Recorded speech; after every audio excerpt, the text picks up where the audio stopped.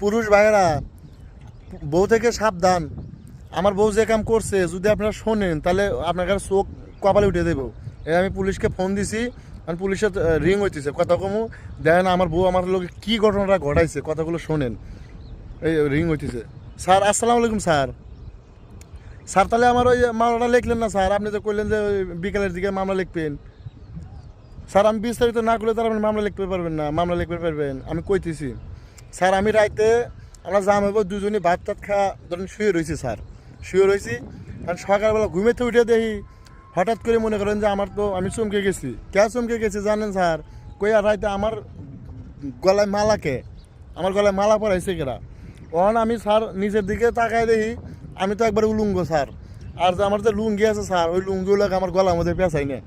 পরে আমার গলার মধ্যে লুঙ্গি পেঁচাই না, পরে বউ বাইরে গেছিলো, পরে বাইরে তো বউ আইলো, পরে আমি জেগে গেলাম আমার এই অবস্থাকে, আমার লুঙ্গি আমার গলাকে।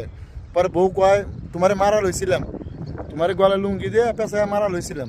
আমি বললাম তাহলে মারো নাকি আমারে? পরে কই দিছে মারি নাই, গলায় পেঁচাইছি।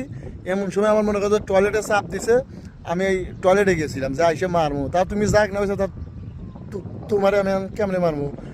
স্যার এই হইতেছে লোক কথা স্যার। এখন আমি ওই বউ নিয়ে আমি কীভাবে সংসার করবো কন? এখন আজকের রাজ্যে আমাকে যে একবারে মাইরে হালাইবো না বা দুনিয়ার থেকে সরাই দিব না তার কোনো গ্যারান্টি আছে স্যার? হ্যাঁ, আর আপনি যদি এই মামলাটা যদি না নেন স্যার, তাহলে আমার জীবন মরণ সব কিছু লোকা আপনার হাতে। আপনি আপনি আপনি ফেসে যাবেন স্যার। আমি এই যে ভিডিওটা আমি ফেসবুকে আপলোড করবো স্যার। আপনি যদি না নেন তাহলে আমি ভিডিওটা ফেসবুকে আপলোড করবো স্যার। ঠিক আছে স্যার? স্যার আপনি খুব দ্রুত আপনি আইসেন স্যার, আমাদের ওই দরিদ্র এলাকায় খুব দ্রুত আইসেন স্যার।